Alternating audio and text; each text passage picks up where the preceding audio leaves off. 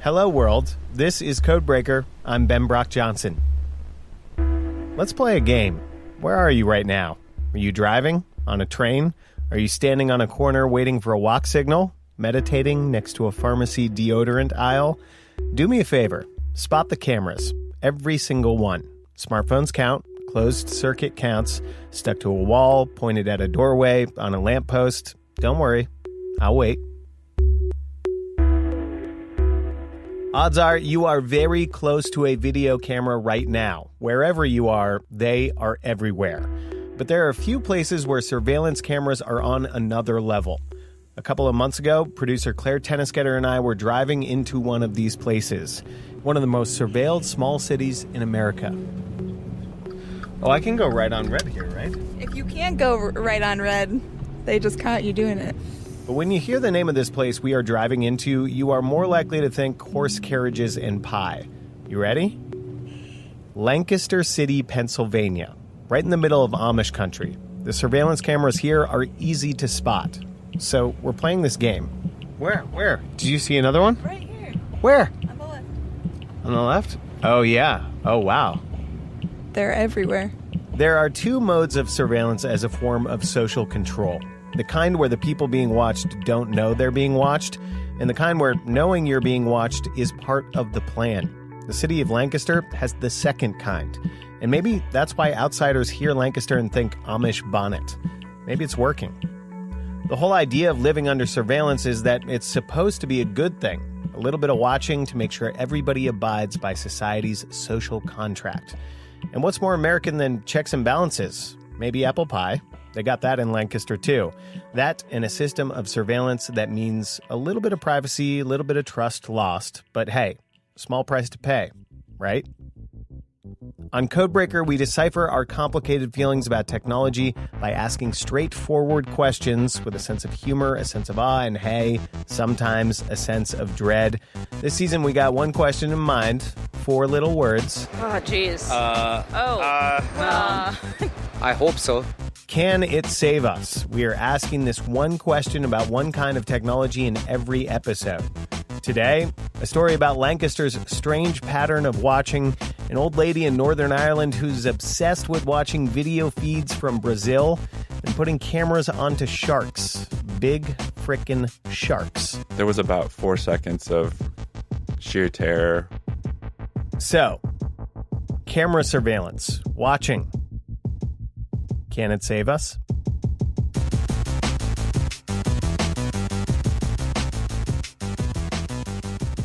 Hey, remember there's a code hidden in every one of our episodes, so listen closely. Surveillance cameras really are a part of our modern daily lives. Cameras and storing footage have gotten cheaper and cheaper, and the business of watching is booming. Private companies and employers watch their employees, governments watch their citizens. In the next 5 years, some estimates put the annual video surveillance market at nearly $100 billion. And again, the goal here is security and safety. Here in Lancaster, the security cameras all look the same. Size of cantaloupe, they're in these droopy, white, almost Dr. Seuss-like housings called goosenecks. It is abundantly clear that you are supposed to know that you're being watched. What isn't clear is what the effect has been and how the cameras got here in the first place. To me, a city this small doesn't need surveillance like this. It feels like overkill. I can't imagine the people who live here are super comfortable with it either. Is this Union? Pretty sure. This is a small gas station. Yeah. After driving in, Claire and I reached the nerve center of this surveillance system to talk to the people who run it. The Lancaster Safety Coalition. It's an organization that's not part of the local law enforcement, not part of the government. It's a nonprofit. A group of about a dozen citizens, some part-time, who help maintain this unique system of more than 150 cameras. Oh, yeah, here we go. They're opening up the gates. The coalition works in this pretty nondescript corner of a low-slung brick building that sits across from a gas station and is mostly taken up by their landlord, a local gas utility. Most of the shades are drawn. The outside of the entrance has another one of those gooseneck cameras on it. We had some questions for the people working inside. Have you ever been tempted to try and just find something out that's totally innocuous by going back and looking at the footage? You're like, where did I park that day? No. That's David Greiner. He's the coalition's monitoring and evidence supervisor. No, I don't use this for my personal amusement. I'm a city resident. Sure. I've been involved with the coalition since day one. I believe in the mission of the coalition, and I take it very serious. He does. When we walk into the dim, mostly windowless offices of the coalition, David is hunched over a work desk eating his lunch. One of the cameras is there, under construction. It looks kind of like a sad, disemboweled robot. Considering how fast David's hands are working to show the camera's features, it won't be a sad robot for long. A few minutes later, he's doing a shift at the actual spot where the camera video feeds from all over town come in. Yeah, so we would have, in effect, there's like 20 feeds here, 21 feeds in this workstation. David and one of his colleagues sit in front of these two large banks of screens with a keyboard, a phone, a police scanner, and a sort of joystick that can be used to control a camera manually when needed. And remember, the Lancaster Safety Coalition is not operated by the police, but they have a good relationship with local law enforcement. On this lazy weekday, the camera feeds look mundane. Sun-dappled streets with lines of parked cars, kids at the local pool. Hey, no running. People doing errands during their lunch break. But then the police radio next to the bank of screens crackles with a report of a possible crime in progress. Okay. And Coalition Executive Director Wes Farmer, a retired cop who came to Lancaster a few years back from San Bernardino, California, kicks me and Claire out of the watching room while Coalition members talk on the phone with police. So, it's a call of a crime in progress of some sort. We had to walk out of the room, basically, so we don't get subpoenaed. Or become an inadvertent witness to a criminal investigation and then just muck up everything. Sure. Although it does sound exciting. Oh, yeah. I understand. Yeah. While we are visiting the coalition, the office printer spits out a press release from the Lancaster police. It's about a domestic dispute between a young man and his girlfriend. A gun was involved. The cameras had helped catch the guy. The press release came from Lieutenant Todd Umstead. Since the coalition works closely with law enforcement, that was our next stop. Thank you. Yep.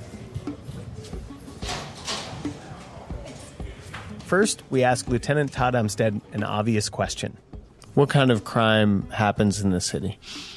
Same crimes that happen everywhere else, you know. You see property crimes, car break-ins. Shootings, too. He says about 8 this year. So is the surveillance system useful in fighting crime? I can't imagine us not having it now. Our guys have come to rely on that. I mean, it's an everyday thing. I mean, every day there's some call that we're going on that the camera operators are feeding our guys information or reviewing things after the fact. Todd says the cameras and the coalition's camera operators who watch feeds 14 to 18 hours a day are key sources when an incident is happening. Which way did the suspect run? Do they have a weapon? The system can corroborate or disprove the testimony of victims, suspects, and bystanders.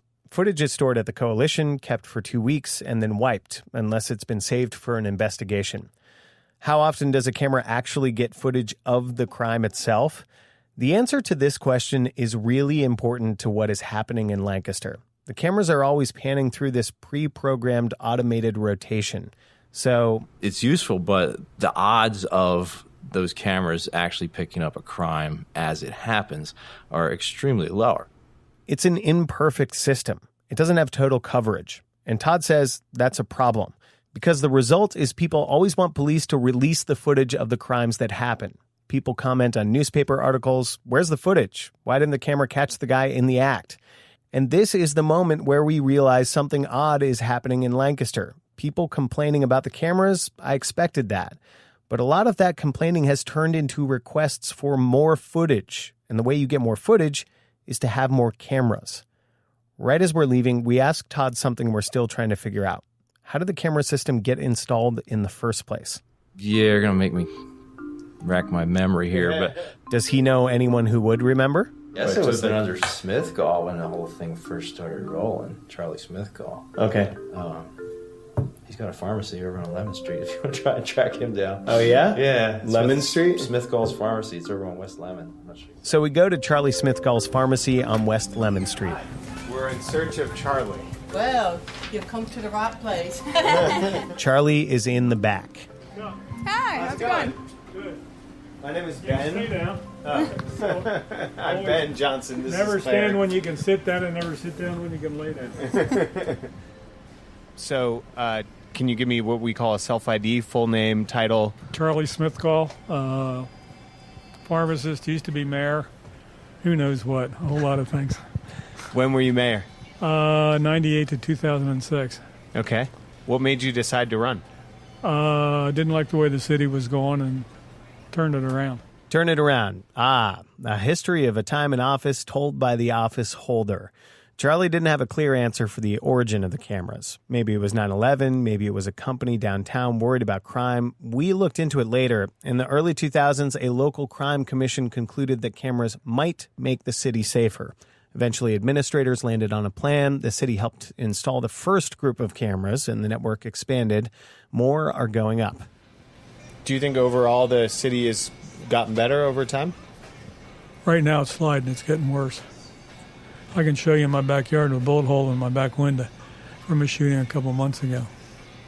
My daughter's car got shot. It was wild out here one night, and we're supposedly in the safe area.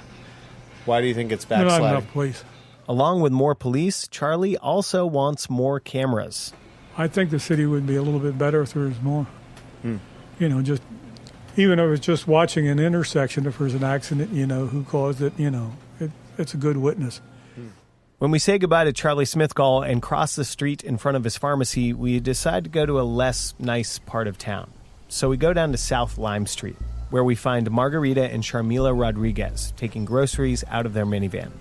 Sharmila hands a new toy to a little boy standing in the doorway. He scampers off.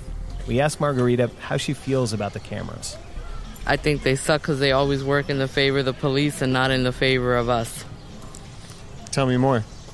We've had damage done to the vehicles. There was a situation that had taken place, and it's always, we can't see, there's nothing there. We can't tell who did the damage. But then when the police officers need it to their benefit, they can always see everything. Can you tell me about the process that you went through trying to get footage? Well, we called the police down. They checked the vehicle, and then said that they were looking into the cameras, and then got back to us 2 days later and said that they couldn't see anything in the cameras. Even though she thinks police are using the surveillance system, the cameras, and their operators against her, or not at all, when we ask Margarita about the solution, she echoes Charlie Smithcall. She wants more surveillance. Almost every single person we talk to says the same thing. Visitors, longtime residents, shopkeepers, a waitress on a smoke break. I personally feel safer with the camera. Surveillance cameras is going to be the greatest thing to prevent crime and help catch the people that are doing it. I am 100% for it. I think it's great. I think it's great that we have them. Yeah. Seems like they need it. Except there is one guy. In our whole time in Lancaster, we talked to one person who not only doesn't trust the Lancaster Safety Coalition's surveillance system, he fully opposes it. Those cameras are supposed to make us feel safer. But They don't make you feel safer? Oh, absolutely not. Kevin Ressler's lived in Lancaster for a while. He's got a lot of titles. I operate as a community activist, as well as a pastor in the community, a public theologian, and my day job is as the executive director of Meals on Wheels of Lancaster. Kevin makes a point we haven't heard yet, that relying on the cameras actually makes more traditional community policing tactics less effective. Because the police officers rely on these cameras, it means they themselves are less likely to be in the neighborhoods. They have less relationships with individuals, which means people are less likely to report things. They don't know the areas as well, or who's regularly there, who belongs, who doesn't belong. So they make determinations based on things like race, or based on things like perceived wealth of vehicles and other things in neighborhoods that they don't expect that to be in. So you remove the cameras, everything operates in a vacuum. And so the vacuum gets filled. The vacuum will get filled by individuals, neighborhood watches, and things like that, where people know the names of the people who they're seeing, as opposed to a camera blurry seeing someone with a hat on. Now you know, oh, that was Joe, or that was Ann, or that was whomever, because the people reporting knew that person. The camera doesn't know anybody. So if I only have one choice, all or none, it's adamantly none, because it will increase the safety of our community. Kevin tells a story about a shooting that just happened on the block of his friend's house while he was over there. The shooter was